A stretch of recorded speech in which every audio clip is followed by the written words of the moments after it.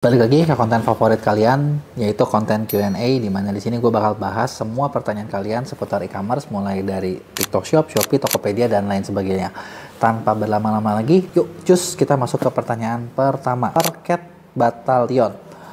Gila, mahal banget, jual PS 4,2 juta, fee-nya hampir 200 ribu, gua rugi anjir. Gini, lu jual PS baru apa PS second, gua bukan belain platform kayak Shopee gituan sih.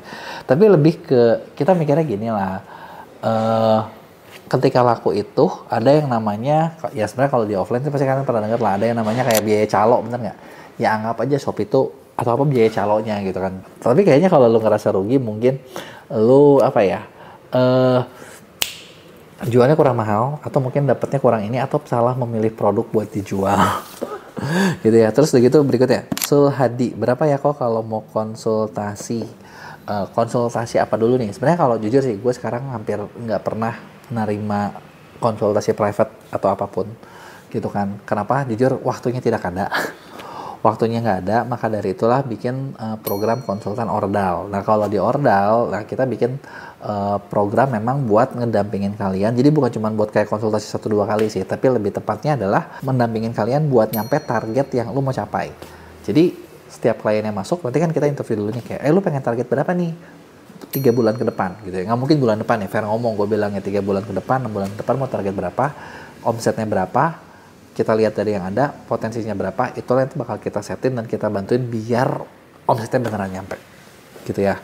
Terus yang berikutnya dari Faisal Aziz. Aku buka toko di Shopee udah lama, cuma jarang aktif. Baru 2 mingguan konsisten aktif tapi anyep.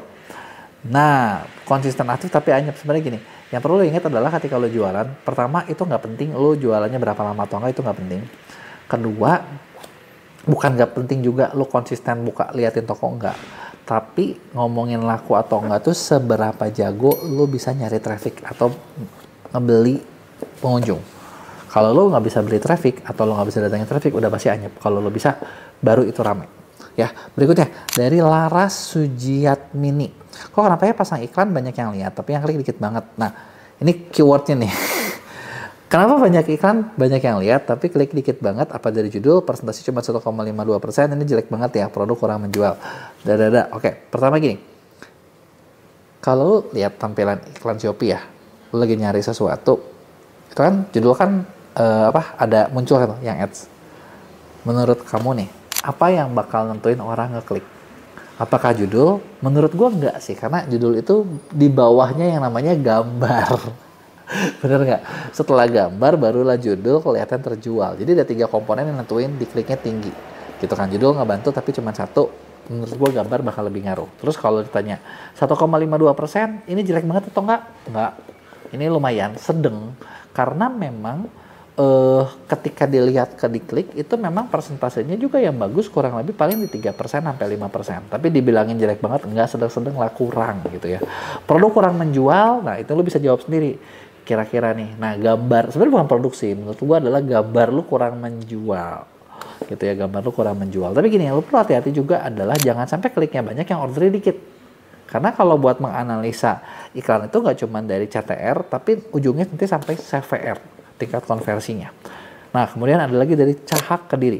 Tapi sekarang pajak makin gede. Kalau dinaikin harga otomatis sepi orderan. Kalau ikut harga pasar otomatis untung makin tipis, nggak sebanding sama jerih payahnya.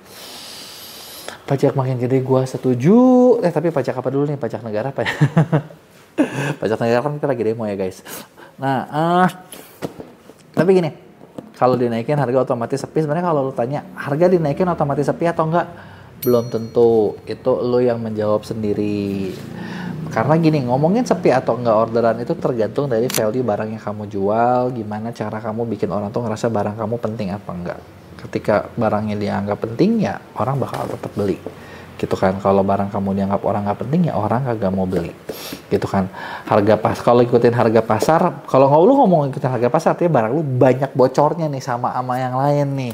Otomatis untung makin tipis. Ya memang zaman sekarang ini nggak cuman kalian yang jualan, di mana-mana memang kayaknya kita memang harus berjuang lebih banyak untuk mendapatkan lebih sedikit.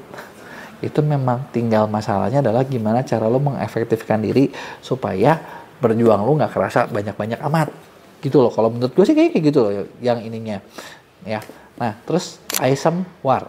Saya kok salah satu korban lambat pick up, ujung-ujungnya kena penalti deh. Ya sabar, ini memang sesuatu yang menyedihkan gitu ya. Makanya sebenarnya solusinya itu kalau untuk biar nggak lambat pick up itu menurut gue satu adalah kalau di gue sendiri ya, kadang kita datangin, kita yang drop, atau kalau nggak lu punya budget pakai 3PL gitu. Karena kalau pakai 3PL udah di otomatis connect sama itunya udah cepet banget gitu loh.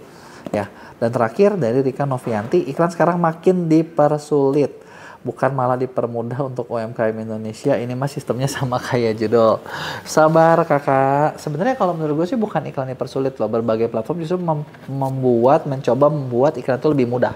Dengan mereka bikin kayak GMV Max, apa yang kayaknya cuma satu kali klik doang biar orang makin sederhana.